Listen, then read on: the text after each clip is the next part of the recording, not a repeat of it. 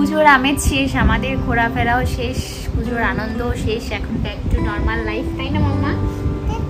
হ্যাঁ তাই, এখন আমি আর মাম্মা আবার সে আগের মতো। মাম্মা দুষ্টুমি করবে ঘরময় আর আমি গোছাবো। দেখো কি অবস্থা করেছে, নিজের কাপড় নিজে প্রতিদিন বার করবে, নিজেই ঢোকাবে, এ হচ্ছে ওর কাজ। পুজোর সময় ওর একটা বাজে অভ্যাস হয়ে গেছিলো, সেটা হচ্ছে, এটা আমাদের জন্যই হয়েছে, সেটা হচ্ছে যাওয়ার সময় এখান থেকে ঠাকুর দেখতে যাওয়ার সময় গাড়িতে 2-3 ঘন্টা ঘুমিয়ে নিত আর পুজোর দেখার সময় জেগে থাকতো। সব ঠাকুরও জেগে জেগেই দেখেছে।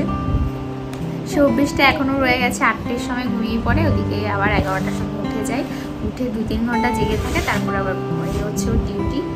আমি ওর পিছনে এখনও ডিউটিতে আছি, এখন ও সব বার করবে, আমি ঢোকাবো, এ হচ্ছে আমার কাজ।